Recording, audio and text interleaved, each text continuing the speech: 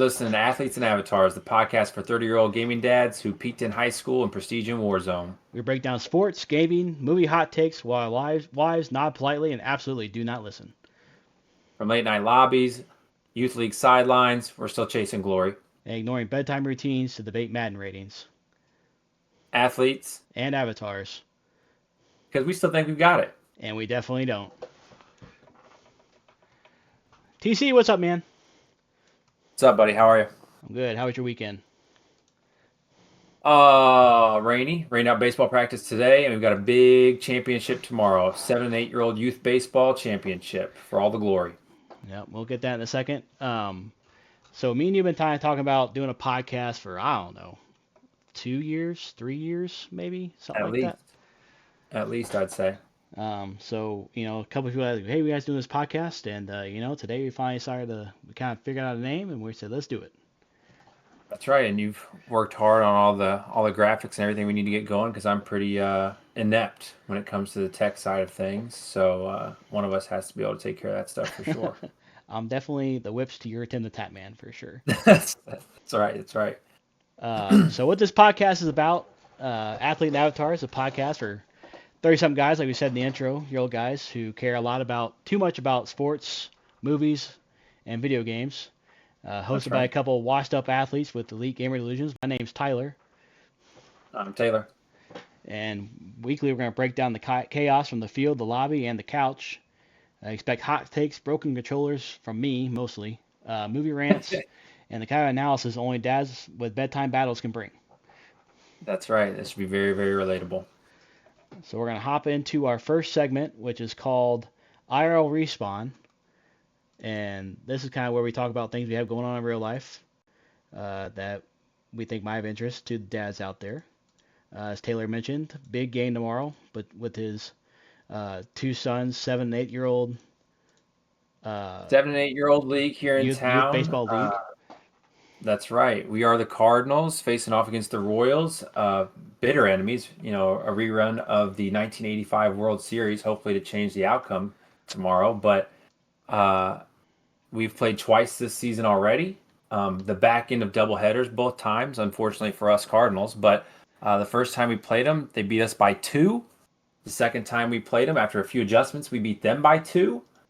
So as far as City League championships go, tomorrow is about as evenly matched as you could ask for. These are two dominant teams. Looking at the standings here, the Royals have scored 109 runs on the season, while TC and the Cardinals scored 105, just absolutely gapping the rest of the league. The third place team in the Blue Jays, my nephew plays on, they scored 66 runs. Taylor beat them by 1 run in the semifinals last week. My nephew went 2 for 3 with 3 RBIs, a triple, and inside the park home run. He was trying. He was trying. He tried to finish the gulag, but didn't quite get there. So I am probably more invested in this than I should be, having no really stakes in the game anymore. But that's right. And I have both of my sons on there. So I have Jameson, who is 8. He's obviously one of the older ones in the league. And then Knox, my middle son, is freshly turned 6, plays up with us. And, being a coach for 10, 15 years now, I think more nervous than most of the players. As an athlete, I was not nervous at all, hardly ever, just because I felt like I had control and had things I could do in the game. But when I'm coaching, especially when it's my kids and other kids, I get so kind of consumed with being this, curator, like would be for a museum or something, as far as curating memories, organic memories for kids, especially at that age. You never know if somebody's going to win a championship of any kind in their life. And so I get pretty nervous. It's coach pitch league, so I've got pressure too, right? I'm out there throwing pitches, and I get packed stands and everybody watching, and you want every kid to hit and play well. So it's a little bit of pressure out there. It's very opposite of what I've done my entire life, which is you don't want bats to hit balls. So when I'm out there, I want all the bats to hit all the balls. Yeah, so now you're trying to be a BP coach. That's right, exactly. And going back to I was talking to a mutual friend of ours last week, and you guys got down early in the first, second inning, and he's like, "How's Taylor doing?" I was like, "Oh, he looks pretty mad." And you're out there standing, just arms crossed, as livid as can be that you guys were losing that game. And then my nephew roping one off the lip in center field didn't help. That's right. Baseball is a game of bounces, and his took a great bounce for them. and we were in a bad spot after the first inning, down 2-4, and luckily figured things out and got the bats rattling and came back. Yeah, your youngest didn't make a Sports Center highlight top 10 web gym, whatever you want to call it, play at second base that really erupted the crowd. And unfortunately, I don't think anybody got a video of it, but it was a pretty impressive catch for Yeah, your youngest. Knox is pretty talented. He is kind of my more natural son as far as athletics goes. He picks things up very quickly, being the middle brother. He's watched his older brother do it, and so I think all of us can kind of relate. When you've got a younger sibling that seems to just pick things up pretty quickly, he's got that gene for sure. So I don't feel bad about playing him up because I'm the coach, so I don't have to feel like I'm burdening somebody else. But he does a pretty good job out there, and hopefully he does a good job tomorrow night. So 5:30 tomorrow, put the kids to bed, except you can't because two of them are playing in the 5:30 game. Central. Unfortunately, not live streamed from Obi's camera to where you guys can tune in, but that would be fantastic if we could. We've done it for soccer, not live stream, but we've recorded some full soccer championships, but I couldn't think of a good way to do a recording of a full baseball championship to where it would at least be exciting in any way. So next week, I'm sure we'll be breaking down the results of that game. That's right. That's right. Hopefully We're celebrating coming off the a second chip. place finish last year, so we're hungry for the first place finish this year. All right. Let's kind of transition to our next segment here, we're calling overtime or overrated. And Okay. this is be about our St. Louis Cardinals, which last I checked, I kind of quit watching 5.5 games back. because we started doing this podcast, but they're playing the Cubs on Sunday Night Baseball tonight after a pretty lengthy rain delay, I would think. Yeah, it was an hour or so. Yep. So playing in Wrigley, I believe. Let me check the score real quick. Yep. In Wrigley, down 7-0 when I stopped watching. They are currently Eric Fetty was getting rocked. they lost 11-0. So they are now 48-43 on the season. The Cubs 6.5 back. Cubs moved to 54-36. So you're admittedly more locked into the Cardinals baseball team than I am. Today was the first time I watched the game in probably a month. I did see a headline Thursday or Friday that Miles Michaelis gave up 6 home runs in one game, setting a new franchise record, which is not the kind of record you want to be setting. Absolutely. So what are your thoughts on the Cardinals? Is this a midseason meltdown? Are they who we thought they were? No, I don't think it's a meltdown. And I don't think they're a World Series bound team by any means. I think they're a wild card team. When they're hot, man, they are hot. They got a lot of young, hungry guys, but their pitching leaves a lot to be desired. If it's not Liberatore up there, I'm not real confident. And as far as their relievers go, same thing. I think that's what it feels clear and obvious that will be the move at the trade deadline, is finding a couple arms. I don't know who that is. I couldn't give you a name here or there, but it feels pretty obvious that that's where they need to look. Because as far as I don't think you can get more out of this lineup as far as their scoring and defense. It's been pretty impressive, honestly. Well, I think the lineup is definitely playing above what we thought. I mean, I think we all projected Mesa Wynn to be a decent player. Brendan Dobbins, definition of a 5-tool player. Announced today, All-Star. There you go. And then I think moving Contreras to first was a good move by them, having losing Paul Goldschmidt in the offseason. Havron Herrera's shown to have some pop at catcher. I think it comes down to what do you do with Arenado? The deadline's currently coming up, right? With a shoulder strain, so that's not great. That's not great. But I think, I'll say in the offseason they should have dumped him. Now I think they definitely need to dump him. I think Gorman, Nolan not having as much consistency at the plate as they would be comfortable with to be able to just plug and play there and say, hey, it's yours now. That's probably weighed into that. Plus, Arenado is still showing, obviously, the flashes defensively. I'm sure he brings leadership, obviously, things you can't quantify. But you're right, there was a bit of a surplus there. And then you definitely know next year, most likely, with how Weatherholt's been playing, and I believe Double-A, if you want to pull up those numbers, he's had enough success there. You would think within the next year and a half, they're going to want to pull him up for at least spot starts or spot game time, to see what you've got there after spending such a high draft pick on him. Yeah, so currently in the minors, he is batting .300 with a 891 OPS, a 425 OBP. He's hit 7 home runs, 34 RBIs, 14 stolen bases, 67 hits, 39 runs scored. So I mean, he's doing what you expect out of a player of his caliber. Absolutely. Looks like he's at Double A Springfield right now. I should have went to a game while I Yeah. was down there. That's Actually, might need right. to go We do that caught him. next time I'm in Springfield, out Missouri. I might go down there and check him out. Yeah. You Um, frequent it, so. yeah, well, that's the last time I went down there. Is I saw another prospect of ours, Jordan Walker, who was playing third, Mhm. ironically. And the first Mhm. thing he did, first play was 13 ground ball to third. He threw the ball 10 feet right at first base into the dugout. And then I Yep. said right then and Classic there, this development kid's a third base. bust, which has been a hot take amongst our friend group.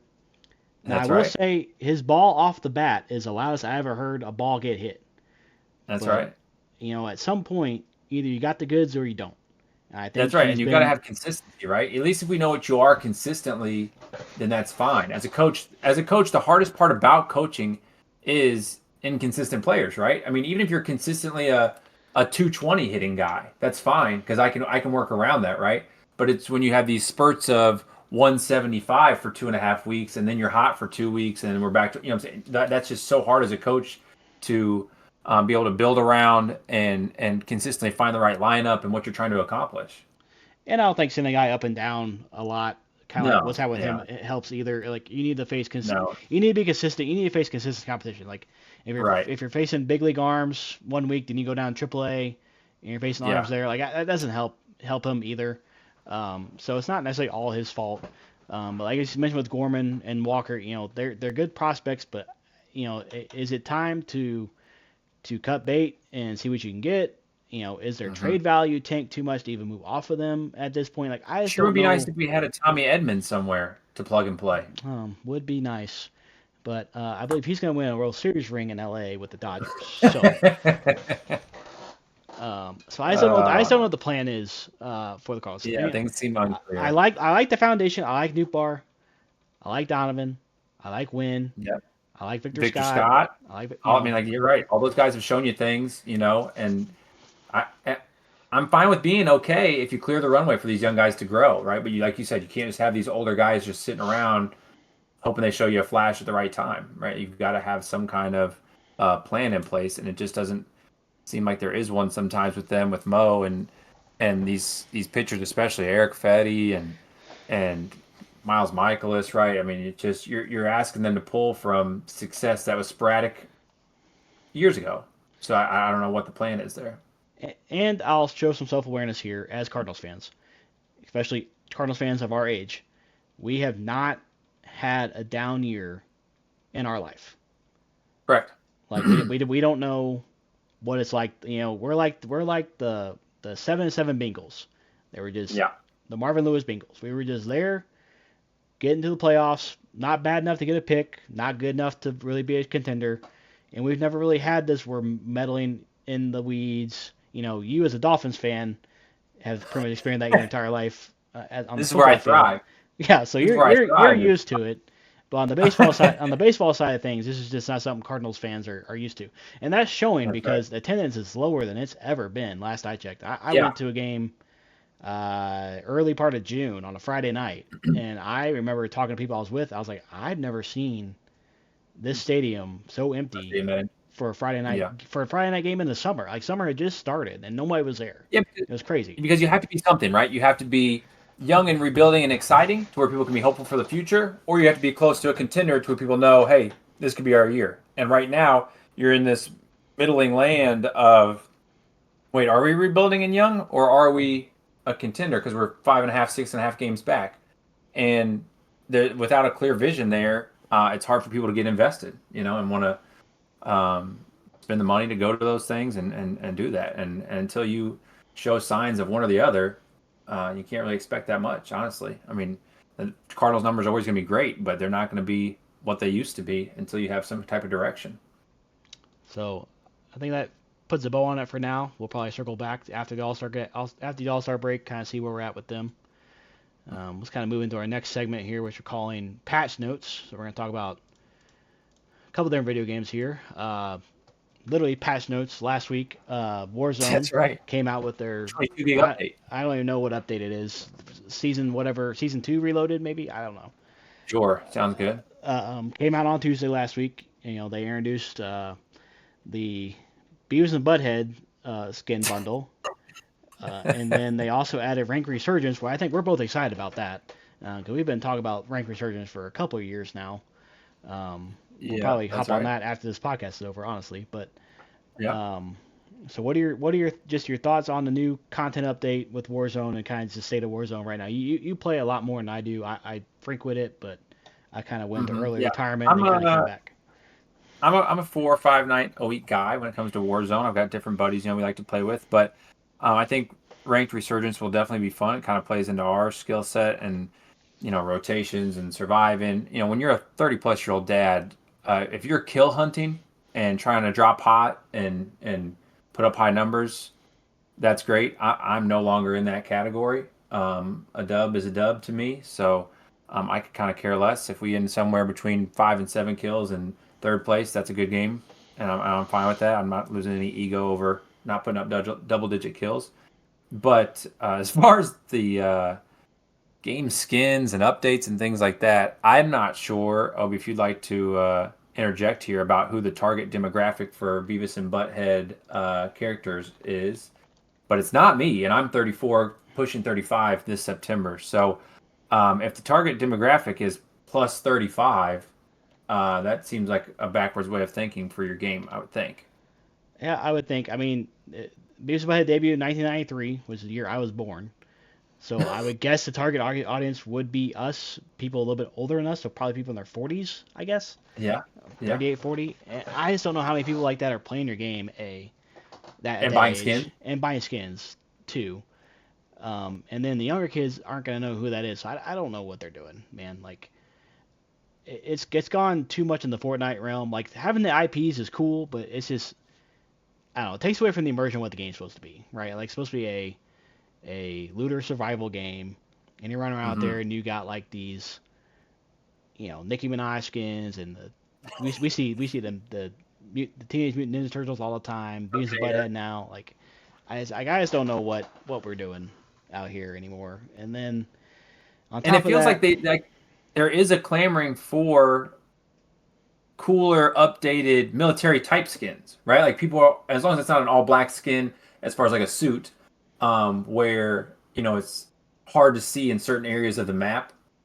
There was a wetsuit, I think, one season, right, that got to a point where it was like everybody was wearing that because you just had no opportunity to see someone in that black wetsuit. But you would think that they could make some cool militaristic snow. Excuse me.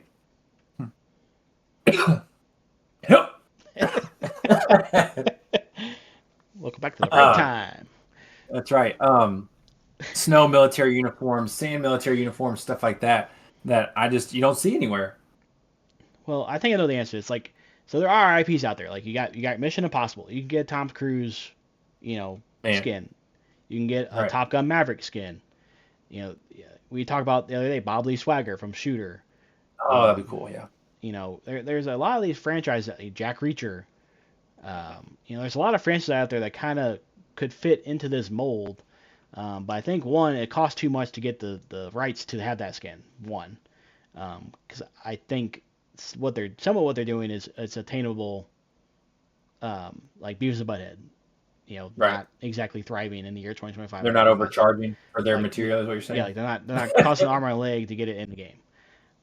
And then I did like that they did the creator stuff. Now it blew up in their face with bad timing, like Nick Burke skin, the Tim skin, you know, kind of stuff hit the fan, kind of around that. But I thought that was cool. Just to kind of branch out and do and really reward those bigger streamers who play your game and promote it and do all that stuff. But Create more content for you, yeah. so and then on the competitive side of things, which we're not really into, but I do kind of dabble in watching. So like they had the Call of Duty League had their championship last week, which is the Right. multiplayer side of things. And one of the devs hopped on that stream and it's like, hey, we got these new maps coming out. We got yada. Like OG, like cool maps from like Black Ops, Black Ops 2, whatever. And I know the pros are like mad because like, why are we getting this map now when our season's over? Like we're in this weird time now where the COD cycle's restarting with Black Ops 7 coming out sometime in the fall. Like Black Ops 6 basically is runs over. Like, why are you doing this? It's not a DLC. Why are you doing this update with these maps when the competitive season's over? And then on the Warzone side of things, they just had the World Series of Warzone, what, 2 weeks ago, 3 weeks ago, something like that. And I Right. saw a dude just spin hacking in that. And that's a tournament hosted by Activision. Like, if you're going to host $1 million tournament, whatever it is, and you're going to have hackers in Let's that, like, what are we doing out here? make sure, yeah, we've got things battened down and taken care of. So I just don't know. Like, we're console players, we don't have to deal with it as much, but I feel for the PC gamers out there, man. Like, it's gotta be rough out here on these streets. Yeah, I mean, if that was your full-time content creating job in a game like that, I'm not knocking that at all. But I think that would be a hard time trying to find content when it's just overrun with whether it's the cheaters or um, recycled maps and recycled things that people have seen a million times. It's just you're not even giving people who are trying to, enhance your game and create more content for you an avenue to do that. So speaking of the content cycle, so Black Ops 7 was announced. I think that same live stream with the COD Championships. I can't remember if he tweeted it or he's on the live stream. One of the devs said, if you love Black Ops 2, you're gonna love Black Ops 7. Okay, great. So what does that mean? Like, to me, that means we're bringing back league play. We're gonna have zombies. We're gonna have gun game. We're gonna have sticks and stones. I don't even know why they got rid of gunfight. Bring gunfight back. But Yeah, like, so that piques my interest, right? Like, to me, Black Ops 2 is the best Call of Duty game ever made. Full stop. And I would put Black Ops right there. A lot of people love the Modern Warfare games, Modern Warfare 2, Modern Warfare 3. Good games, but what sets, to me, the Black Ops games apart is the zombies feature on yeah. top of the multiplayer and the different gun types and different modes and all that kind of stuff.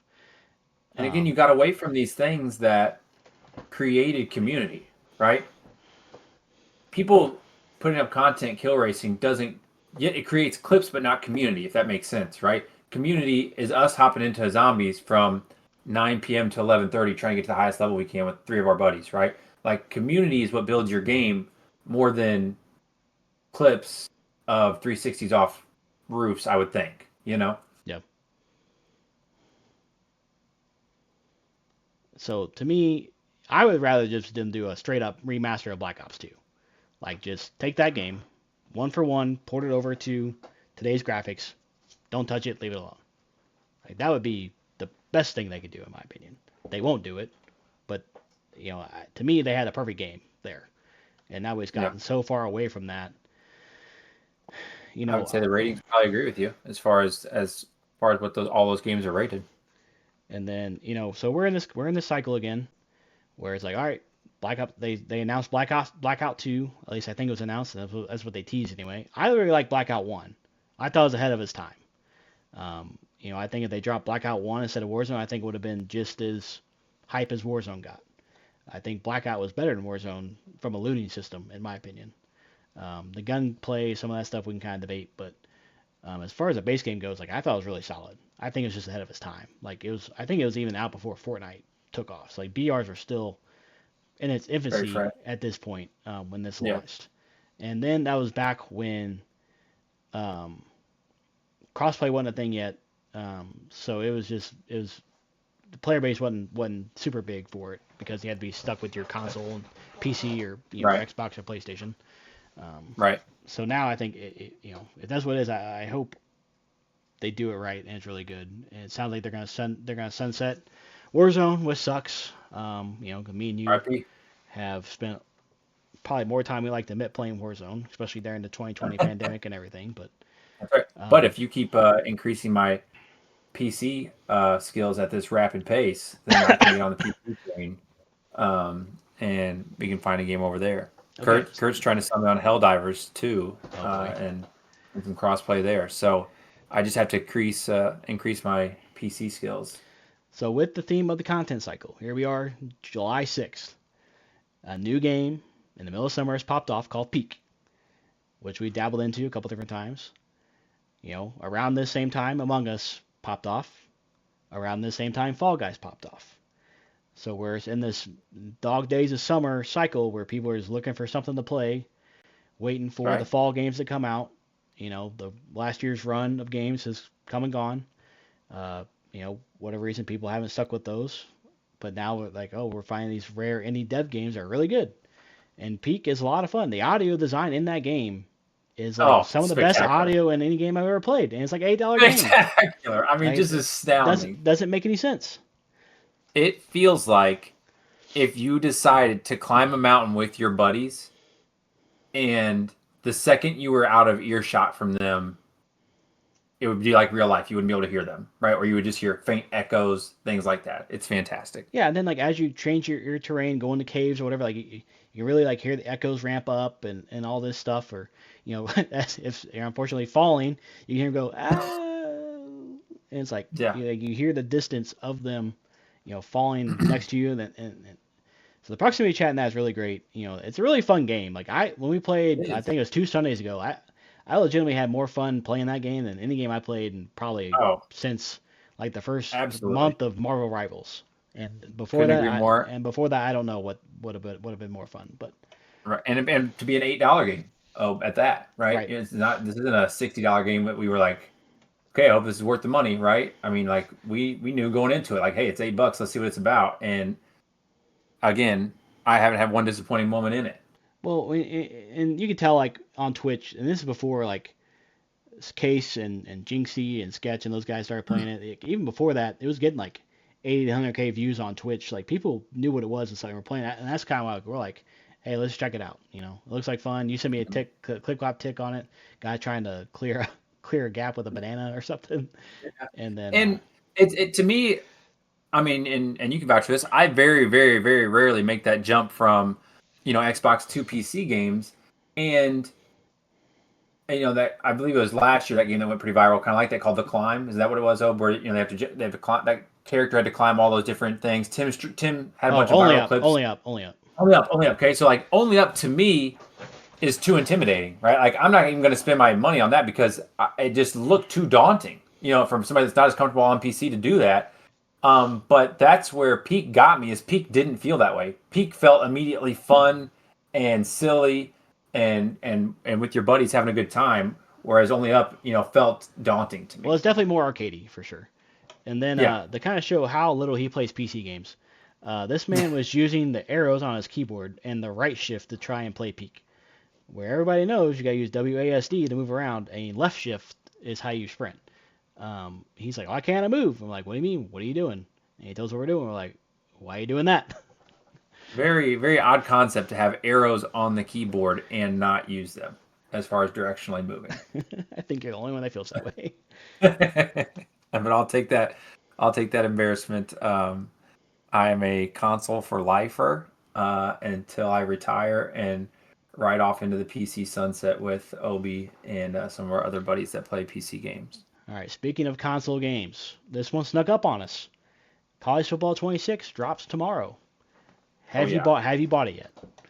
I have not bought it yet. I plan on doing that either tonight or tomorrow at some point. But like I said, we got the championship tomorrow, so I wouldn't get to play tomorrow night most likely anyway. But I'm more interested in give me like a top two rebuilds you're looking forward to in college football So 26. I will probably number one to me is Missouri State, Mhm. because they just became a full D1 school and joined the Conference USA. Right. So that would be to me my top team to pick, to start a Gotcha. rebuild on. And Hmm. then I would probably have to go. Um, I picked University of Texas San Antonio last year, The Roadrunners, yes. and the Roadrunners. Um, I don't know who my second team would be. It'll be a mid-major school for sure. Um, Yeah. Maybe Kennesaw State, something like that. I know they were Hmm. new in the game last year. Can't be anybody as far as on a grading scale, even mid 70s, even mid. It's definitely got to be a two-star program or lower. Maybe Yeah, yeah, yeah. three-star. And then, what's really exciting about this year, because I'm the only one in our friend group that has a PlayStation, is they have Right. cross-play online Dynasty. Dynasty mode now. So we got Mhm. to get with the boys and figure out We the rules do. on Or it that. might just be us. Or it might just be us. Yeah. Well, I know you were in what, four, Oh, five different dynasties last year. there. How long did those Last year last? was about four. But our peak there from probably when we went off to college in 2010, 2011. until the game went away, we had at least 3 or 4 different dynasties going at one time. So every night of the week, you could play a different dynasty game and kind of cruise there. But I'm kind of an OG when it comes to that with some of my buddies. But I've lost a few of them too, because Salt, for example, does a dynasty with Texas, and I'm like, how could that even possibly be fun when you're a top 5 team in the country and you get every recruit you want and have all the money in the world that you want, and there's not even a rebuilding process where you just stepped into the promised land by Right. choosing the school. So Adante, I know, has been very, very excited for this with the updates to the dynasty mode. So if we are looking for a third, I'm sure he would be on board. But kind of whatever works. I'll be done with baseball as far as Monday, so we can make that a 2 night a week thing or whatever we want to do as far as advancing that. So my number 2 team would probably be FIU or FAU. Uh, Actually, probably Yep, FAU with the owls, the foul owls on the prowl. that's Love right. their logo. So probably do Hmm. FAU if I'm being honest. Those would be my top 2. Not a bad So choice. that game's probably gonna be a big content machine for this particular podcast. That's right. Imagine next week we'll probably dive into that more as we begin our dynasties, things like that. Probably play some games on stream against each other and spectate some, whatever. We'll figure that out Yep. as we get going here. Anything else you Yep. want to hit in the world of gaming? World of Gaming, I don't think so, because we don't have anything else lined up as far as soon to play, right? No, there's nothing on our forefront outside of college football, right, that we're talking about playing. No, Madden. I probably won't play it, but Madden broke me 2 years ago. Didn't get last year's at all for the first time in my life. I'm a 34-year-old man. I've had every Madden since I was probably 8. And after about a 10-year run of the game not getting any better, um, that was that for me. yeah, And with the I'm probably nod out of on it college too. football coming back, it was Yeah. like an easy transition. Yep. Yeah, I definitely pay the money for college football because Dynasty is so deep and now with crossplay. But yeah, I don't have Mhm. anything on my radar in terms of excited to play in the upcoming next month or two. A lot of the stuff's gonna be in the fall, and obviously GTA 6 is the big one. Next summer. GTA 6, and then I believe I have seen some trickling information about a Halo news release anyway about the next upcoming Halo situation, what it's going to be or what it looks like. I'm not 100% sure on uh, who's running all that, but I believe there's at least one more game in the pipeline that they're talking about, and we'll see if they finally bring the BR Halo style game around. It would have saved Infinite, I believe. I believe that's your take on it, but Yeah, we're not um, gonna. This would be a 2 hour long podcast if I got that's in. right. That's right. If you got me ranting on that. So That's right. But let's move that'd be the only on other thing that comes to mind. to our movie section of the podcast, film room sessions. Me, you, and your son Jay went and saw Jurassic World Rebirth on Thursday, basically opening day for the movie. That's It's the right. first time I've been to a theater. Off the top of my head, I think the last time I went to a movie theater was to see Thor: Love and Thunder. The only other Been a movie I c- bit. the only other movie I can think of that I saw was Fast X, but I think Yeah. Thor came out after that. I'm pretty sure. Maybe I couldn't Um, I couldn't timestamp those. I had gone the week before to How to Train Your Dragon, the live action. yeah, so So you frequent movie theaters a lot more than I do. I know you went and that's saw correct. Mission Impossible. Uh, Twice. yeah, when they saw it twice. Trusted trusted Tom Cruise not only one more time but two more times. Imagine not. Imagine not. Tom um, saved theaters. so I don't know where to start with this. I'm probably just gonna yap for a second because I've been Yeah. on driving a car for 6 hours the last 4 days, No, go and ahead. Go I've had a ahead. lot of thoughts. So let me back The up floor is yours. to this conversation we had in the past about this. So they announced a new Jurassic World movie. Jurassic World Rebirth dropped the logo, whatever, a year ago, year and a half ago, 2 years ago, something like that. And we're like, Hmm. whoa, new Jurassic World movie. That's kind of lit. And you're like, Yeah. you really thought about it, it's like Rebirth. Okay, so that means they're gonna do a reboot of the franchise somehow, right? What Hmm. does that mean? Because Dominion pretty universally left a bad taste in everybody's mouth and pretty much killed the Yeah. franchise as far as most people are concerned. So, okay, what's this new movie going to be about? And then they have a teaser trailer with, all right, Scarlett Johansson's in it, and she talks about this island is the original research facility for the original island. You're like, well, wait a minute. So this is an island from the original Jurassic Park time that's just been there for 30 years. So Right. the third island now. It's like they got retcon stuff. Like, what does that mean? So you're kind of like, well, I don't know. I don't love that. And so I was kind of out on it until like probably, I don't know, 4 months ago. They dropped the trailer.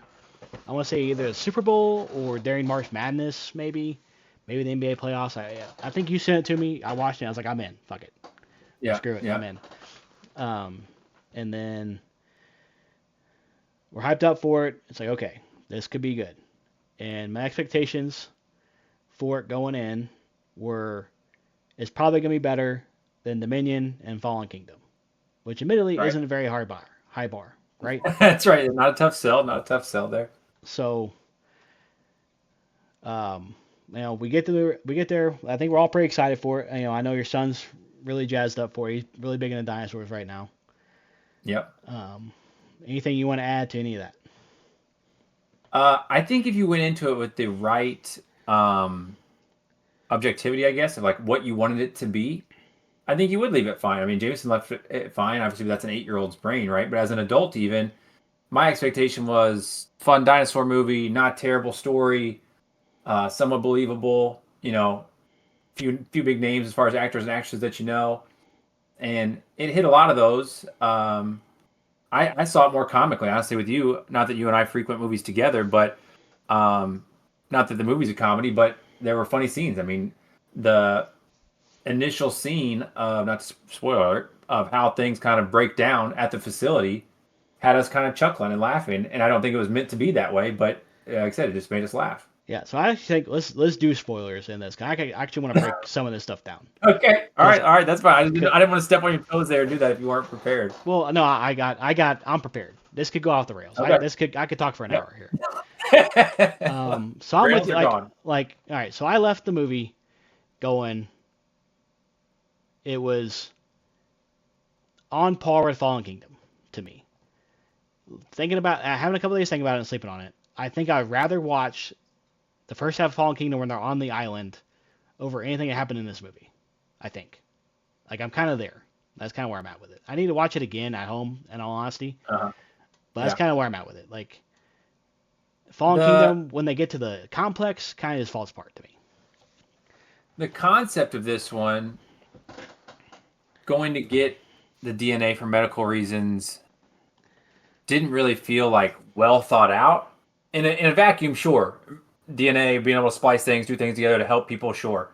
But it didn't feel like it gave us a real clear explanation besides, hey, it's going to be super helpful if we do this. It was just like, hey, that take it or leave it. This is what it is, right? But the concept of that island specifically being connected with the original island and what they were doing on that island, I did like that. Like, that felt, appropriate and felt like a reasonable story and reasonable outcome that could happen there. But how did we get there, right? And it just didn't feel like there was much leading us there. Yeah, so I think my biggest problem with it is enough stuff that happened that unchecked me. Like, it broke my immersion of what was happening. And it starts in the first 2 minutes, like you said, with the candy wrapper. Snickers bar. Yeah, and honestly, I didn't know it was a Snickers bar. I knew it was a candy wrapper. I didn't see it was a Snickers bar. I saw it online that people were talking about the Snickers bar and everything. So I didn't know it was a branded Snickers bar. That's So right. then it goes into an air. I don't even know what it does. And then it cuts the computer It and goes into the ventilation system of the sliding door, keeping the T-Rex in its environment, correct? the D-Rex, yes. Yes, D-Rex, correct. Yeah. So then it cuts to a computer screen that's got all kinds of alarms going off and no one's at it. And you made a joke like, "Oh, look, Tim Tatman's AFK again." It's we're cracking jokes about it a minute into the movie, okay? That's right. And I don't feel like that's what they wanted, right? That's the problem. No, correct.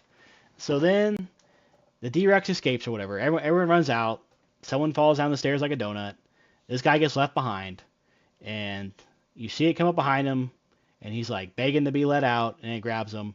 And it's supposed to call back to another film Gareth Edwards filmed, was the 2014 Godzilla, where Bryan Cranston's character basically has sacrificed his wife because she's stuck behind the blast doors. And, they both are like, we can't open this door because we can't let this radiation out, right? For the greater good, right? Greater So good. it's supposed to kind of give you the feeling of that scene. Now, granted, in Godzilla, Bryan Cranston as his wife. We're both husbands and fathers. You're not going to replicate that kind of tension and drama with these lab Absolutely. coat people that we just met 30 seconds ago, right? That's right. That's not quite as deep a connection. Yes. So it didn't quite kind of give off, and then we didn't even see it break out. Okay, it's just like 17 years ago, this candy wrapper destroyed this facility, and then we're jumping back 17 years to the present, to where we see ScarJo's characters, Zora Bennett, I believe is her name, talking with this Engine guy. Actually, if Engine, I can't imagine Engine still owns Engine. Like, they had to be bankrupt at this point, right? Like, there's no way they That still. and it, back to her, they didn't really give us that much. They gave you a small glimpse into like what her career was or what she did, but you never saw it. You never heard. There was nobody from her past really that was, Yeah, you're supposed to believe she's a spec op, mercenary, ghost type person. yeah, without any kind of Yeah, all right. Resume checks anything. out. Okay, we're supposed to believe that. Cool. And so another part of my head with this movie, I don't want to say problem, nitpick, I guess, is they spent, Gotcha. I don't know, 30 minutes setting up characters I know it's that at coming the in. end we just didn't care about, right? Yeah. Like, all right, and then they hit you over the head with, Dinosaurs because only survive near the yeah, equator. dinosaurs only live near the equator. In They case said you guys that were curious. all these In case you're dinosaurs that were out at curious. the end of Dominion, they're all dead now. The only ones that are left are at the equator, and they said that probably, I'm not kidding. We were counting it at least 5 If you're times. curious, you're never gonna forget it within about 20 minutes into that movie. Like, they hit you over the head with that plot point, Which like doesn't feel overdone it to the that point. serious. I'm not sure why we needed to know that so specifically. Yeah, I don't know either. So then it gets into, we're at the museum. We meet Dr. Loomis, which I have to believe is a callback to Halloween with Dr. Loomis and Michael Myers. It's almost impossible for that not to be a nod, at least. So in the museum, they have the banner that the T-Rex knocks down in Jurassic Park, so that was cool. Hmm. And then they get into, all right, we need to get the DNA from the 3 largest living dinosaurs from land, the air, and sea. Okay, so that means Pure heart Mosasaurus, disease. the Titanosaurus, yeah, the cure heart disease, which is a very broad topic, by the way. And the and the Yeah, that's not a and, specific and the type of cancer or quasicoagulus, I think is the other one. So I think yeah. you left to go to the bathroom or get more drinks or whatever, and they're kind of setting this up, and you're telling somebody's like, hey, Obi, what's heart disease? And I didn't know how to answer him. I'm like, they're just gonna try and make it so people don't have heart attacks anymore. Like, that's kind of what I said to him, because Yeah. that's such a broad scope Yeah. of stuff. Like Like, I said, it wasn't a specific cancer type. It wasn't a Parkinson's. It wasn't a dementia thing. It was just heart disease. and they Take it really or didn't leave it. explain like how that would help either. Like, I know they Right. said we can't use the DNA from what we had. It's got to be a living. It's got to have blood cells in it or whatever. So I get that to some extent. But Hmm. to set the plot, like, all right, we need DNA from this, this, and this. Okay, cool. They fly into Costa Rica. I assume is where they are. Meet Duncan, our guy. Um, get his boat. His crew shows up. Hey, we can't do this. We need more money. They run a bit with ScarJo. They do it. Then Francis from Deadpool shows up, starts running a bit. Like, hey, we did the bit already. We're good. We got the money. Like, Yeah. and then we're on the boat. We're off running. Okay, cool. And then we find out the Mosasaurus has a tracker. Okay, cool. And then it cuts to this random family on a sailboat in the middle of the ocean. When it's been Where we were also beat over with information no one is allowed to go. correct. Yes, this is a restricted area. No one's dumb enough to go there. We're the only ones that'll be there. And here's this family with a dad, two Sailing. two daughters, and a boyfriend sailing in what is a restricted zone, known to have dinosaurs on it, and just in general, not a good idea to be in the middle of the ocean with a sailboat with one adult. That's right. Like, That's right. That's right. so we cut to them. Mr. Phoenix crossing the ocean on TikTok, but yeah. And then, so this is where my next kind of problem is with distance. Like, I have no idea of scale of this movie because we're on the boat and like, okay, most source here, it's like 40 miles away. And then we cut to the family and it says, okay, they're 20 miles south or north. It doesn't matter which direction they are. So then fast forward, Mosasaurus attacks the boat, right? Not to eat though. Not to eat though. Not That was unclear as well. They never correct. specified why that happened. Correct. And the Spinosaurus are also there. They see their fins, kind of like Jaws. It's just there. So let me back up. Before the boat gets attacked, boyfriend wakes up. Dad's like, "Hey, can you take over?" Boyfriend's like, "Nah, man, I'm so tired. I can't do it." Just being a real douchebag about this. And Dad's like, Yeah. I can do another hour. You're good. Go back to sleep. Whatever." So it really establishes, the daughter's like, "You just don't see him the way I see him," which is usually coded for either he's got a good body or he's hung like a mule. Like that's the only two. That's the only two real options there. Explanation that she can't convince her father of. Yeah. So sets up boyfriend's not, kind of lazy, whatever. Then they get attacked. Boyfriend's in the ship, somehow gets out, doesn't drown. And then they bait us out with the Mosasaurus going to attack them. Family lives through all of that. Somehow get a radio, send out an SOS to the boat. The mercenary group on the boat is like, "Oh, let's go help them." It's like, "Well, the Mosasaurus is over here. Guy. The Mosasaurus is over here. Why we got to go over here help them?" It's like, but the Mosasaurus just attacked them. Shouldn't you see on the tracker that the Mosasaurus is now over here? I didn't understand that. Because the money guy says at one point, we're only a mile or two away. They're like 20 miles away. So how would that be possible? Right. So is there multiple Mosasaurus? Is this a Mosasaurus from Jurassic World? I don't know. The design's different, so I think it's a different one. Yeah, Jameson wouldn't stop talking about how the tail was incorrect, how the tail was different. So I have no idea how many Mosasaurus even exist at this point. Is it the one they have tagged? So I don't know. So anyway, they go rescue him, right? They get on the boat. Like, "What are y'all doing? Why are you out here? Thanks for picking us up. Oh, this is kind of sketchy. What's going on here? Yada, yada, yada." Like, "Oh, we're trying to do this. Whatever." They go look for the Mosasaurus again. It's like, "Oh, it's right here." It's like, "Oh, it found us." And then, admittedly, that's the scene with the Mosasaurus attack was pretty cool. I'm not going to lie. Yeah.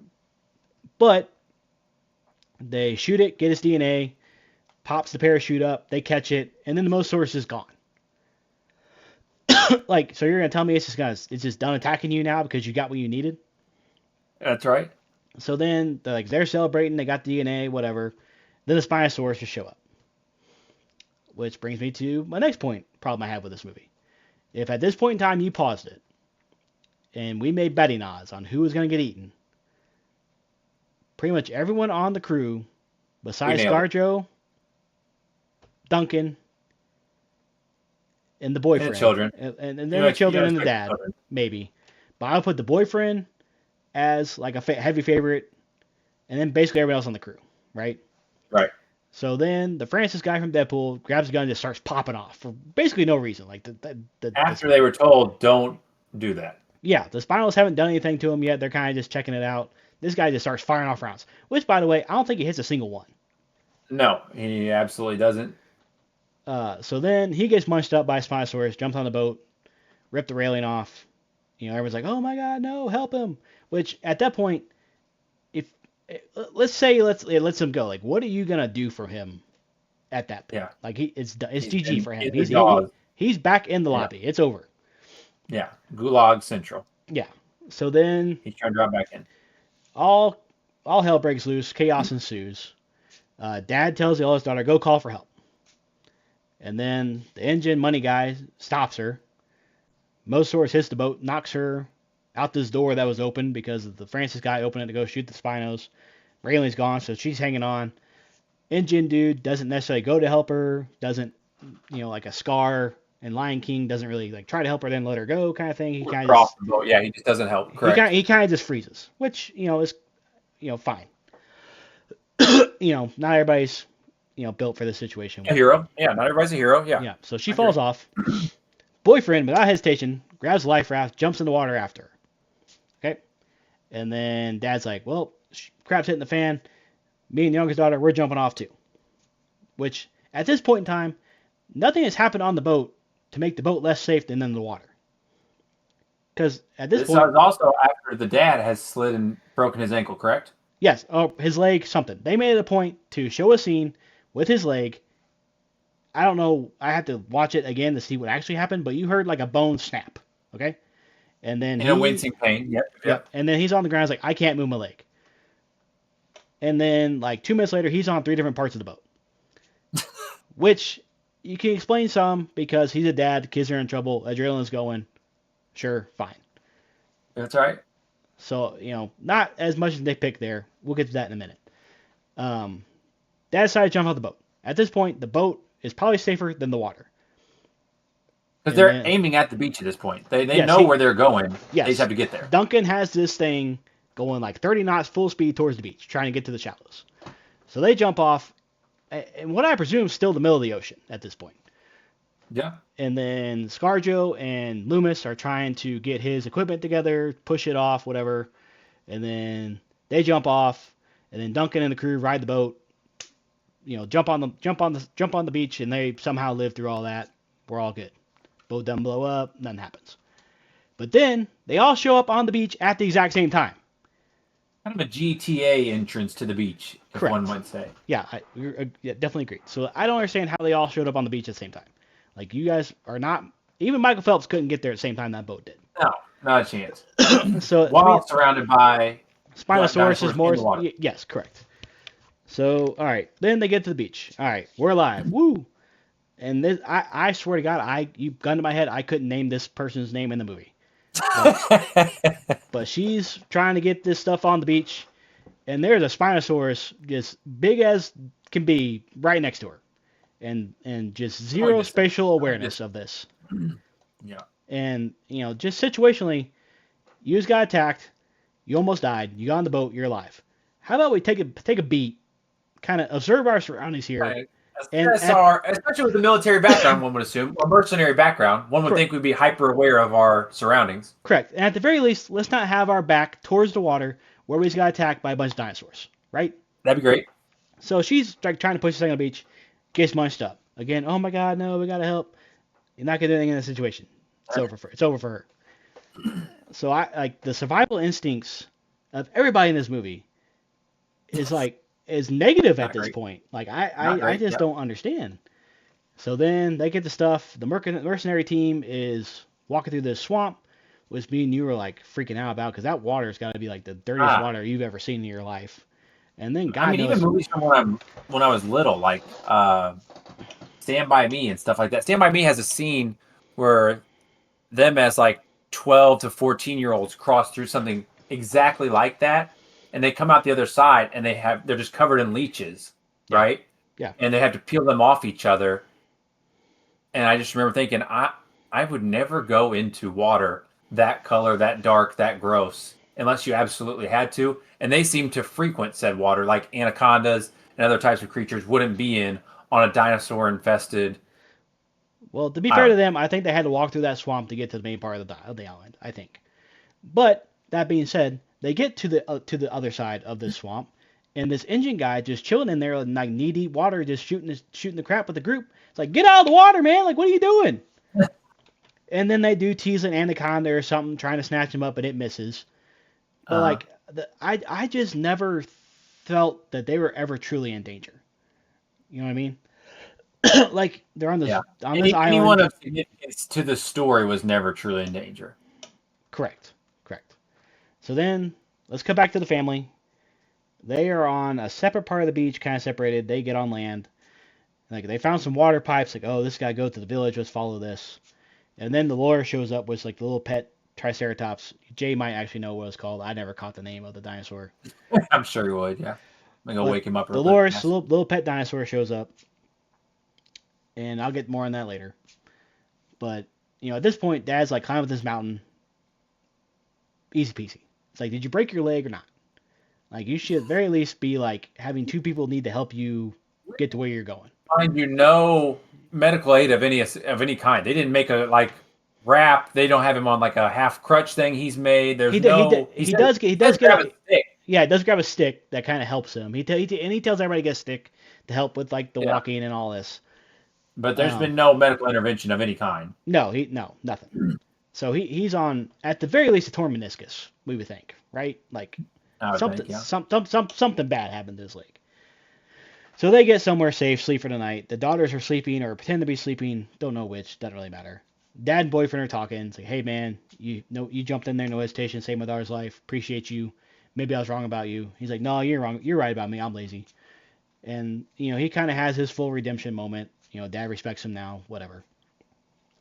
And he's like, Dad's like, hey, I'll keep watching. Like, no, you go to sleep. I got this. Was the complete A little opposite. role reversal, right? A little changing of the guard here of who's Yeah, responsible and who's. because earlier on the boat, he said he's, basically refused to drive the boat. Now he's like, no, I'll take watch.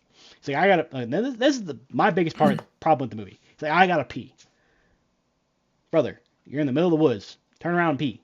This guy goes on what feels like a 5 mile hike to A go jaunt?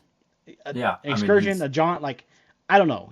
He like, brother, you're not staying there. You're not living there. Just find a bush Yeah. and pee. Like, you ain't gotta go do Uh-uh. what he did. So anyway, he goes off, finds a good spot to pee after like 5 minutes. So we see a raptor creep up on him. Like, okay, he's gonna die here. Raptor goes pounce on him, gets scooped up by a mutodon, which is like a flying raptor basically. Which I'm sure that is upset a lot of people on the internet for a raptor to get like 2 seconds screen time and get smoked by this mutodon. Yeah, that was odd. Now you bringing that up, that's the only real raptor time that we got. And I'm not really upset that happened. I'm more upset by the setup of it. Like, how does the boyfriend not die there? Yeah. Like, he has his redemption moment. The dad respects him. And if they would have had the raptor or the mutodon, I don't know. If he got munched up and they can't find him and they find his remains, like, oh my god, he's dead. Like, that would have added some tension, some drama, some uncertainty to the movie that we just didn't get. But Like, instead, whoa, they really will take people out here. yeah. But instead, he turns around, like, oh, holy crap, that was weird, and then goes right back to peeing. I almost died there. Like, yeah, that would traumatize a person, like we see in Jaws with the son when the guy gets munched up by the shark in the boat out in the bay or whatever. Like, he's just in shock. Like, you wouldn't function after that. As one would be. So he just pees, goes about his day. He's like, hey, what happened? Ah, no, we're cool. Keep moving. So then they're walking through the jungle. They get to this river. They spot a boat. So the older daughter wades across the water again. Granted, didn't have a choice, but goes across this waist-deep water again. And then finds this dead Paracelsus, right? I think that's what it was. Doesn't matter. Oh, yeah, that's right. Yeah. So then we see the Dilophosaurus kind of do his thing, and then it runs off. Reveals the T-Rex, which was cool. Didn't you give me a fun fact about the dead dinosaur? So that was actually the same prop that was used in Jurassic Park 3 that the T-Rex in that movie was eaten on. Same dinosaur, same prop. Now they updated the colors and the blood work and all that stuff, but still the same model dinosaur and everything. Fun fact. So fun fact. Yep. So then they see the T-Rex, basically a big puppy sleeping in this little bedded, weeded area, whatever. So she finds this raft, and me, you're like, she's got to get an inflatable raft that's not yet inflated. Correct. And you got to pull a rope to activate said raft. And we're both like, she's got to go across the other side to do this, because as soon as she pulls that thing, it's gonna wake that T-Rex up. But she gets to the end of the dock, pulls it. It starts to open, and then predictably the T-Rex is like, hey, what's that? But then I don't know what the point of this was, but the T-Rex does a magic trick, basically. You see, it's like a now you see me, now you don't kind of thing. The raft inflates. You see the T-Rex kind of checking out. Raft goes here, covers the screen. Raft falls down, T-Rex is gone. It's like it's been established that 60-foot T-Rex can't just slide out of sight. In at least basically every movie a T-Rex is in this franchise, when a T-Rex walks, it causes tremors that makes the water ripple. Okay? Not a stealth creature is what you're saying? Correct. So you're telling me this T-Rex just vanishes, just rolls off the hill, and how the family not see it? They're on the other side of the bank. Like, you would think they'd have a vantage point to see the T-Rex. You would have never lost point of view on it. Yeah. Correct. So that part, I didn't love, whatever.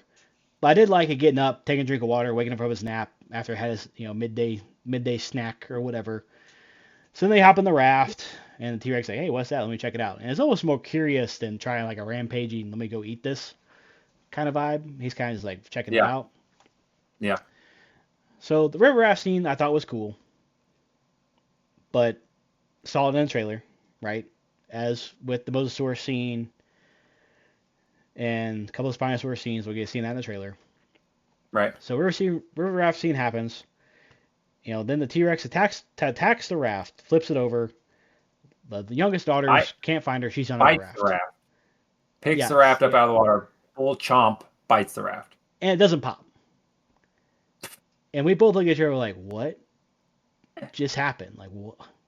Like, get that sponsored by Goodyear. Like, so that's another moment that I'm like, what are we doing here? Like, yeah, at least put a hole in it, something. Yeah. Right? Like, you're telling me this T-Rex just fully chomped down on this thing and nothing happened to it? That's just another moment that unlocks me from the film. I'm just like, yeah, well, what? And then it just didn't feel. You're wanting them to be separated and having these moments of panic, but again, did you really think out that scene? If you wanted the T-Rex to bite the boat, sure, but then we're just going to go with a full T-Rex chomp doesn't pop an inflatable raft. Yeah, it doesn't make any sense. And then if they really wanted to be the dark movie that everyone thought it was going to be, they would have killed the little girl. She would have got munched up right there. Somebody, yeah. Like that would be dark.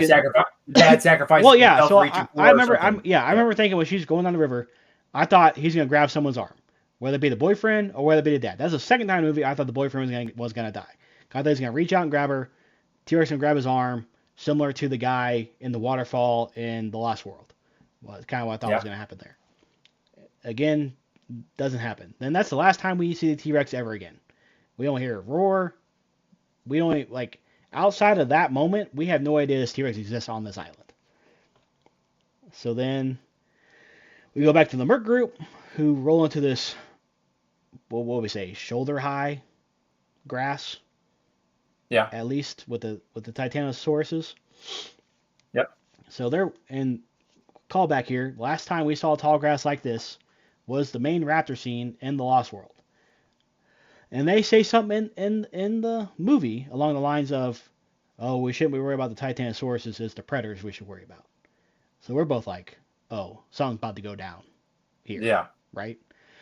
So everyone's like kind of creeping up, being all stealthy, and then this Dr. Lewis guy just crunches an Altoid with the Altoid can in your face, by the way. And it's a jump scare, I guess. But it's like, what are you doing? Yeah. I would have immediately grabbed that thing of Altoids from him and thrown that about 40 yards. So, and then the Titanosauruses wake up from their sleep or whatever. And these are big as hell. Like, I don't know the scale of these, but these things are huge. Yeah. And like by the time Fred Flintstone sliding down the tail size. Yes, exactly. And by the time these things stand up, the grass is like ankle high on them. So you're telling me they can lay in this grass, like, and I'm not talking one or two. This is a herd of these things. Yeah, I heard. And we can't see them from our POV in the grass. Like, how is that possible? So then that was a cool scene. You get the full theme song playing. You know, the two of them are kind of having a mating ritual. I don't really know what's going on there. And then our boy decided for the DNA test he needed to take a headshot, correct, Dope? Instead of just a hind. Yeah. They're petting them. They're actively petting them, right? Touching their haunches, touching their legs. Yeah. And they're just trying to get this DNA sample still. And homeboy getting the sample decides, you know where I need to shoot this thing? Right in the neck. About there. Yeah, right in the neck. It's like you got this whole like 100-foot big as hell body creature you can shoot anywhere. They shoot it right in the neck, which I thought that was going to cause some stuff. Yeah, because it yelps, it makes it sound. So I thought that was going to cause a stampede or something. Yeah. You know, I kind of expected some predators kind of pop up at some point to cause chaos. Nope. They're like, all right, we got it. Put in the case. Look up, see these big bird spines. All right, let's go climbing. Then we cut back to the family. I don't remember what they do in that moment, in between all that. Honestly, they're just trying to follow that pipeline to get to the base that they were looking for. Right. They survived the T-Rex. They're back to wandering the jungle. Mm-hmm. All right. Then we cut back to the Merc group, who are on top of this cliff with like a 100-foot waterfall. How did we get there? That's right. I thought like we gotta climb. I thought that meant we were gonna climb up. When it cuts back to them, they're They're rappelling down. They're finishing getting their rappelling gear on. Yeah. So how do we get to the top of it? Like again, back to the scale and distance. How do we get here? I get Yeah. for the convenience of the plot, they're just Because there. Scarlet says they're actively trying to do this in a certain amount of time because Scarlet says, I've got a secondary group coming that if they lose contact with us, they're going to come for us 24 hours later. They're going to hover for 2 minutes to protect themselves. If they don't see us, they're out of here. Do Right. you know immediately by the time they gather on the island, on the beach, that they've only got, whatever she says, a day and a half Yeah. from when they're going to lose contact? So this all has to be hurried in a way that I don't even know if that was necessary, but they just tried to make it more climactic, I guess. Yeah. But then I think back to Jurassic Park Lost World, and they're hiking. You know, the RV scene happens with the cliff, and the guy gets split in half, ate by the two T-Rexes. Roland Tembo picks him up. You know, the two groups meet. Like, oh, there's a facility here. It's about 2 days hike, whatever. And it's kind of just plays the theme song, kind of cuts to them just kind of walking in these places. Like, even that would have been fine. Like at least give me some sort of like, how do we get from down here in this field to the top of this cliff? And don't just teleport to this cliff. You know what I mean? It could have been a 30-second, like, just them walking. Doesn't matter. So then they rappel down into this temple, I guess, for lack of a better word, which to me I'm was not even sure why. Why was it a temple and not just a cave? I don't Who would know. have lived there previously? Well, to me, that's the most fascinating part of the movie. It's like, there's those people here?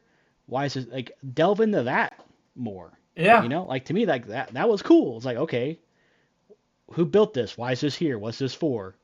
You know, yeah, whatever. But now instead, it's just there just to be there, I guess. yeah. So I kind of wish they would have delved into that more because I would have been interested in that. So then this guy, gets the egg. Like, why we gotta do an egg? Why can we get the parent? It's like, well, because the parent's the size of a school bus or whatever. Yeah, that's right. So then said parent shows up, trying to, you know, like, what are y'all doing on my nest, kind of thing. And then again, couldn't name, He's, couldn't he's I don't know this one guy. guy's I don't know this guy's name. The last guy on the crew, he R.I.P. crew guy. he gets swallowed alive. Basically, I'm pretty sure Yeah, he's alive when he but gets. he kind of goes out like a hero. At least everybody else just got eaten like against their will. He was against his will, but he was being a hero in that moment, helping them Right. find time to get the egg stuff in there. Correct. So that was probably the most consequential He death felt that one a little bit. of the movie. Yeah, and just and probably a top 5 unceremonious death. Right. Like, I would say Oh yeah, Eddie in the Lost World is pretty brutal. The the assistant lady in Jurassic, like, it's top 3 up there, and like, just like, man, yeah. that's It's that's unfortunate. that's a, He that's a fell, he tou- fell that's, for him. that's a tough way to go, you know. Yeah, But then Dr. Loomis falls down this cliff, and then they all magically just appear at the bottom because there's a staircase that went all the way to the bottom. that's It's right. like, what is He that? falls. He falls hundreds of feet, I, 100 feet, 100 feet at least. and And we're then to believe that he's okay because he hit a couple he la- he large he hit a balloons pull. on the way down. Yeah, he hit some big leaves on the way down, then lands in a unspecified depth of body of water, barely missing this rock that would have definitely killed him. And he's not even down there 5 seconds. He's like, oh, we're here. And they're How there how did what just happened? Did you like? because she's freaking out about the rope, like they have no other rope or option. And then No, there granted, they she go. granted she didn't know about the staircase at this point. It was That's Duncan right. and the engine guy find this staircase that's at the top where they are, and then it somehow goes all the way down to the bottom of this cliff face. Like stuff like that, just it drives me crazy. Like, Yeah. I don't know. I'm just like, okay, I guess, but you really gotta turn your brain off sometimes in that movie. Yeah. And I tried, man, I tried. So then that happens. All right, boom, we got all 3 of these things. We got it. Let's get out of here. Let's bug out. Gotta get out of here. But it just felt so easy, like, all right, Mosasaurus, boom, done. On the next. Titanosaurus, boom, done. On the next. Quetzalcoatlus, boom, done. On like I never felt like the mission was ever in jeopardy or impossible. Like it just happened too easily Yeah. to me. So then they get to this gas station thing, and they're like trying to find the family. They link up. The power At turns this point, on. it's kind of realized that the money guy is also a bad guy who's just there for these products and doesn't care about them in the slightest. He's found a weapon at one point, and Yeah, none of them are there armed. was a helicopter that crashed with a pilot that was dead with a Yeah, pistol out. he's handcuffed the DNA samples to himself to make sure nobody can get an Can't opportunity steal with it from those it. Yeah. besides him. So then they go in this gas station. Power comes on. Mutadons show up. Everyone's got to run around scrambling, trying to recreate the raptor scene from the first movie. Yeah. Yeah, I thought it was fine. A lot of product placement at this point. Dr. Pepper, Lay's, Doritos, Mountain Dew Code Red, I think, is in there. Yeah. So then they are kind of in trouble. Then they find this drain Hatch, inside the drain building hatch. that is I'm somehow not sure what that would big be enough that to fit size, all by of it. the way. Right. Yeah. It would be like a 6-inch like water drain to help with like you Because spill. that dad's bigger than me, and I'm about 6 foot 185. And if he's getting down that, They had no trouble I'm not getting. sure They how. had no trouble getting into the system. Yeah. So then Duncan and Loomis find their way into the lab that we see at the beginning that's destroyed and torn all to hell. Mm-hmm. And they find an underground tunnel system, which they found, the other family found, I guess. So this point is when we see the D-Rex for the first time since the first like 3 minutes of the movie. Which Still feels in kind of like a its miss now that you bring that up. Like, as awesome as a character as it was, we didn't get to see that much of it. correct. Still in its enclosure, by the way, when we see it. Mm-hmm. Like the glass is all broken and whatever, but it's still in like where it lived. So like All you're right. telling me it broke out and then went back in there. Has it Mm-hmm. ever been outside before? Like I don't know. After wrecking the facility in such a way that everything's gone to hell. Yeah. So for it to be in its enclosure still is kind of weird to me. So then Duncan goes to try and find the family. Helicopter shows up. Loomis shoots a Momentarily. yeah. Loomis finds a flare. Signals the helicopter. They see it. Flare's coming down. We see the shadow of the D-Rex. And then this part was pretty cool. Oh, The D-Rex grabs the helicopter and just throws this thing like it's a freaking baseball. And mm-hmm. it's like, whoa, this thing is huge. So then at this point, everything kind of hits the fan. Because you Everyone don't know how around. anybody's getting off the island at this point. Yeah, Mutadons are there chasing the family in the tunnel. ScarJo goes down into the tunnel, tries and saves them. She has super Saiyan hearing apparently because she pops this tunnel. She's got Rainbow Six Siege hearing is what you're talking about. Jinxie Rainbow Yeah, Six Siege. yeah. She hears like a claw click on the concrete. She whips a right and she starts blasting this thing, shooting past the family, and just smokes this Mutadon. Good aim. Good aim. Yep. So then they are in the tunnel. Everybody's in the tunnel. They're trying to get out. There's this big doorway cage thing. They're all trying to get through it because Mutadons are crawling into the tunnel to come attack them. The little girl, small enough, fits through the cage, hits the button. At this point, the D-Rex shows up. So it's like, well, at this point, you're probably better off staying in the tunnel, right? Yeah, I think that's right. So anyway, she opens the door. The engine guy finds a Jeep, drives off towards this dock, which they found has a boat.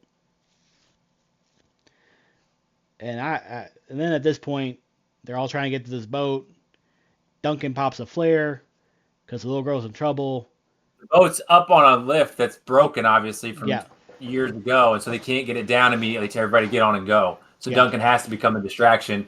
And you're led to believe multiple times throughout that Duncan's lost his child earlier in the movie, and he gets mad at that dad when they originally picked them up out of the water for even endangering his kids like that. So you're led to believe that Duncan, as this mercenary human, still has this very soft spot for child endangerment.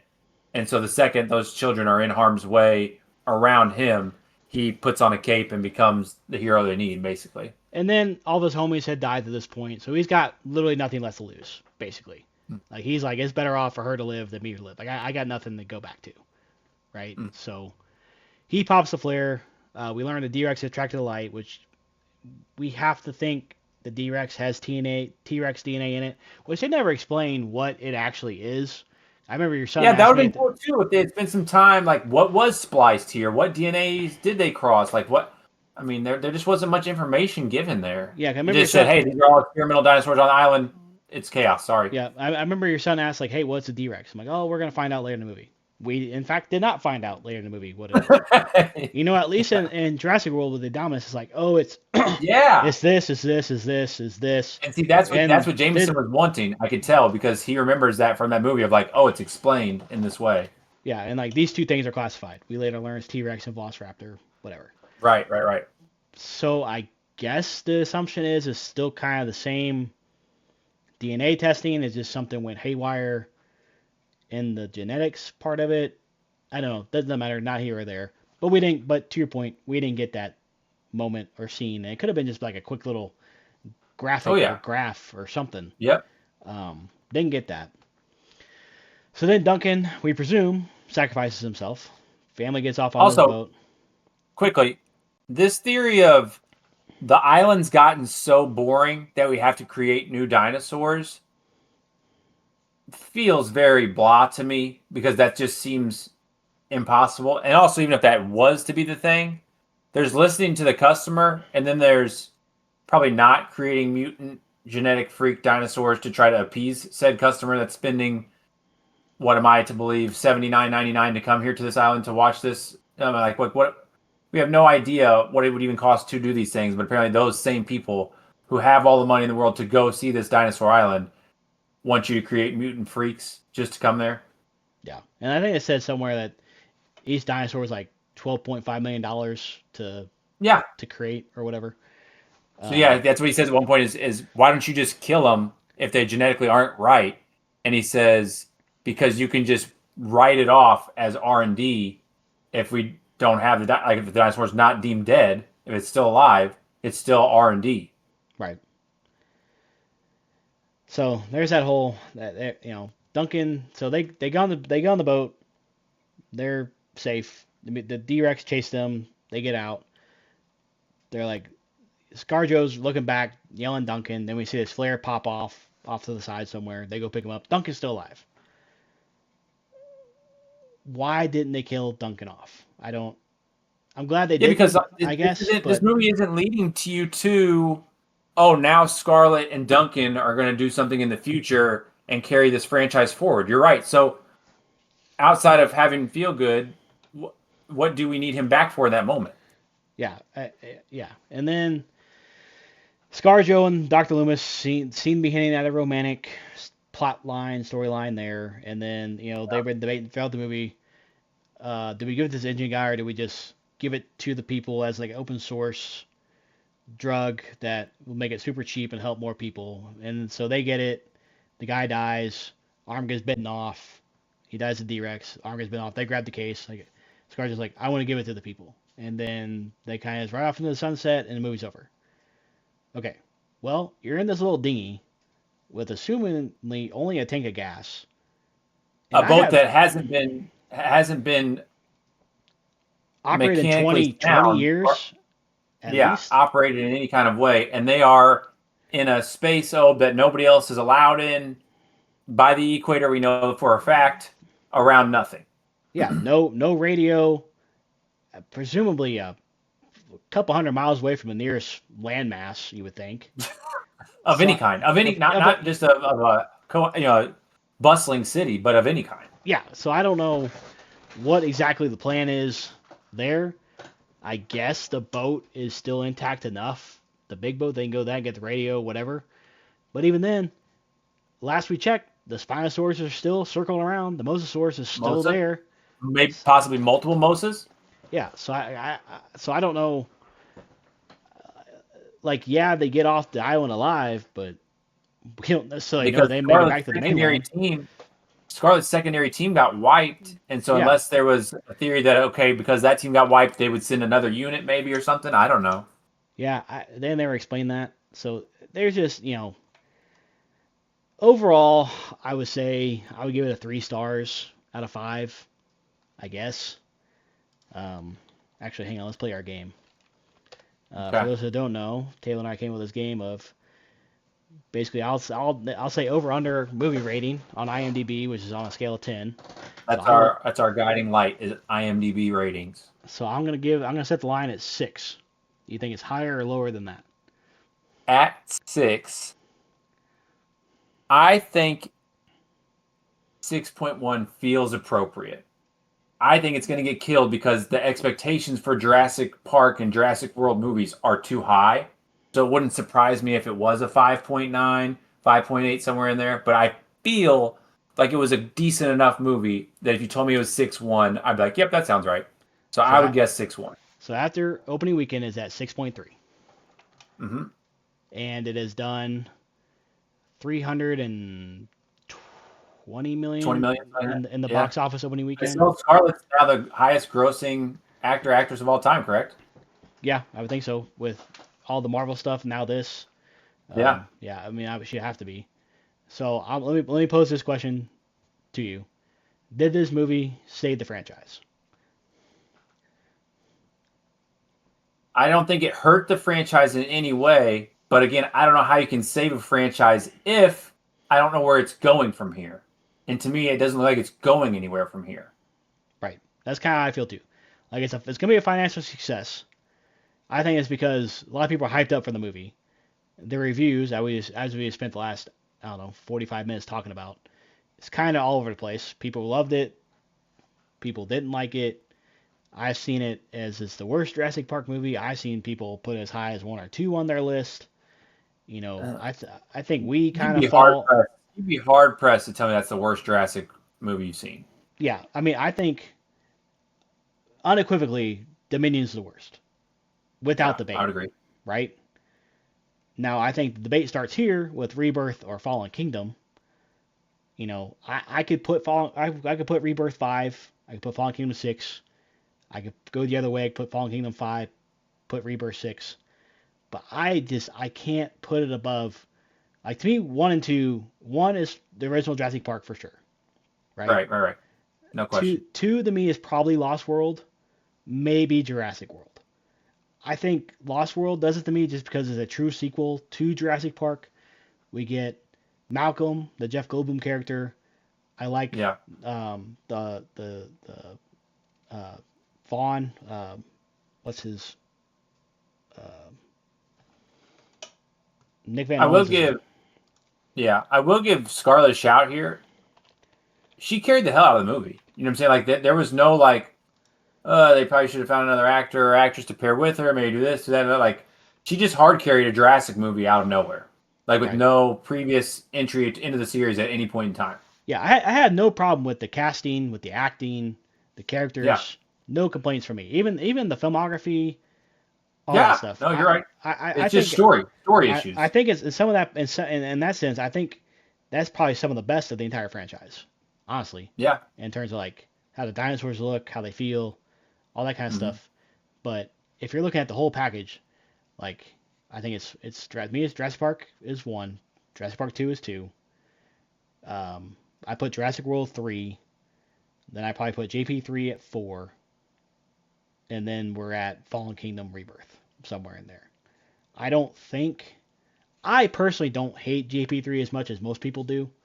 I could see people putting this above JP3, but to me, I don't know. The Spinosaurus, outside of the one scene with the raptor saying Alan, I thought Jurassic Park 3 was a solid movie. That But, I don't know. Like, man, didn't do it for you.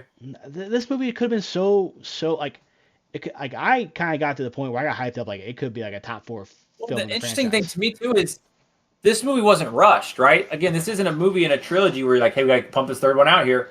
Like, you kind of caught us all off guard by even having it.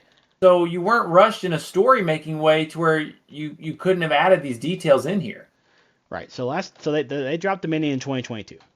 So they've had 3 years to cook the well 2 years to cook it. But with no expectation to make a movie. Correct. Like no one's like I think after the mini, everyone's kind of like, okay, second trilogy's done. OG Crash came back. They kind of put a bow on the Chris Pratt stuff. Isla Nublar is gone with the volcano. Right. All the dinosaurs are off Isla Sorna at this Biosyn Valley or whatever. The original T-Rex sees the two T-Rexes from the second movie. Blue's off running around with her kid. It's all kind of hunky-dory, right? Right. So yeah, like you said, it's just shocking they even made a movie. But then to make the movie and go back and do the river raft scene from the book that Michael Crichton wrote, was a lot of it was fan service. This entire movie is fan service. But that's basically all it is. Like it's like set piece, set piece, But set what piece. fan? The 8-year-old Jameson fan or the 34 to 32, 31-year-old I fan? think us. I think us. Well, Yeah. both, honestly. Like Jameson's gonna see it because dinosaurs. Yeah. We're gonna like it because we got scenes that The we didn't sound, get. the theme songs and the Yeah, shots and all of yeah, and if you're really into it, they call back to some stuff from scripts that didn't make the cut in movies that were made in the past or whatever. But I don't know. It just they all just feel like moments that happen that aren't really connected to each other, right? which is why they'll never touch the original because the Yeah, original was everything. yeah, and then it's like, all right, we got a T-Rex, don't see T-Rex again. Dilophosaurus, don't see Dilophosaurus again. They throw the Ankylosaurus in there as the guy about ran it over as he's driving to the boat. We see it for like 2 seconds, maybe. It's like they have these dinosaurs in the movie, yes, but like there's like cameos at best. A You know, bit off topic here, well, on the topic of the movie, but as far as in the story of the movie, you saying ankle there made me think of uh, the dopey idiot soon-to-be son-in-law of the dad there. Uh, at one point when they're out in the water, says, if you're so tired driving the boat, just drop the anchor. oh, Whilst 4,000 they're while the in, bottom's 4,000 meters deep, like at Titanic as levels they're of basically depth. above the Titanic, he wants them to just drop the 50-foot anchor and Well, and make then things the work dad that goes way. into it, and he's like, how much that way? It's like he stops. He's like, it's not worth it. It's not worth arguing with this kid about Yeah, this. I forgot about that too. You I said did that for I some did reason. forget about that too. Yes, and then I forgot to mention this, but Dolores, the little pet dinosaur thing, Oh yeah, yeah, that thing just shows up when it wants. yeah. They're on a massive island, frantically moving across it, and she seems to be with them at all times. After being seen running away from them. Yeah, Like it's like warning them, like, hey, don't do this. I thought there was gonna be a moment where Dolores might keep one of the dinosaurs from attacking them, but that moment never comes. Well, she does try to warn them about the T-Rex is there chilling, or Right. the Dilophosaurus, or both.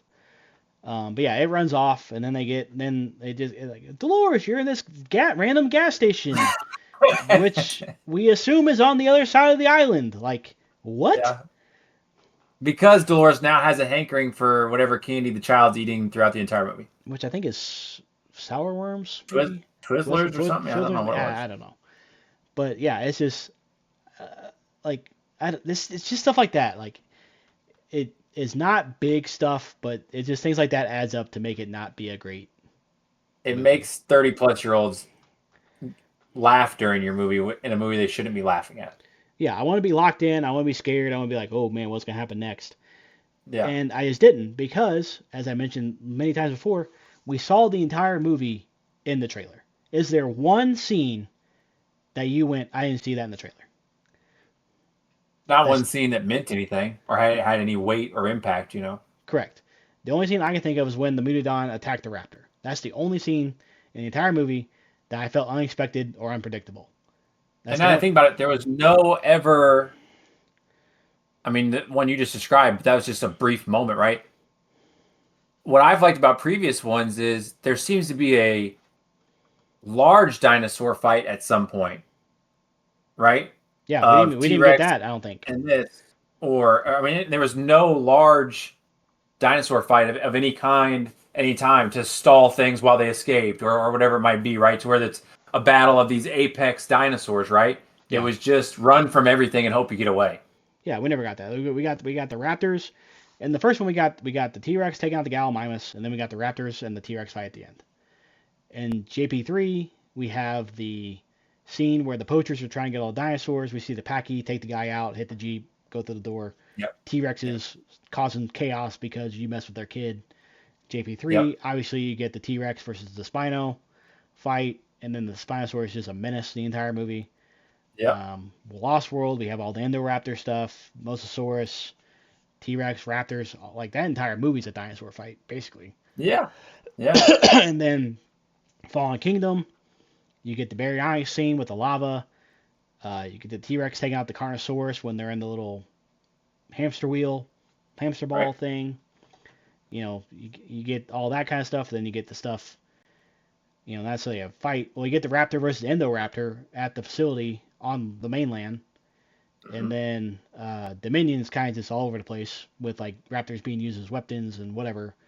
Right. But Right. yeah, like there's dinosaur combat like sprinkled Hey, everywhere in these who's movies. the top dog here? Who's gonna impact this movie? You know? And then in this, it's like the dinosaurs live on the island, but it doesn't feel like they coexist with each other. Yeah. Outside of seeing the dead, the dead, the most times we saw most dinosaurs on screen was dead Parasaurolophus, the Dilophosaurus, and the T-Rex all at the same time. That's the only time Hmm. that we saw dinosaurs really interacting with each other in what we assume is an ecosystem on this island, right? Yeah, because like you said, you're led to believe from the Snickers bar that the entire facility's gone to shambles. So they're all just running rampant and creating whatever they want type of population sizes and who's eating who and what they're doing throughout the entire island. But the island seems the most peaceful Yeah, like until I, until the people show up. yeah, like I said, there's no. I never felt they were in danger. I felt no threat. I never felt the mission was ever gonna fail. Um, so we talked about this long enough. So you got anything else you want to add to this? That's all I got, buddy. All right, you want to hit the outro? Actually, I got the outro. All right, and that's it for this episode of Athletes and Avatars, where the takes are hot, the KDs are mid, and the Ys still don't care. That's right. Subscribe, follow, drop a rating, or don't. We're still gonna record it. See you in the loading screen.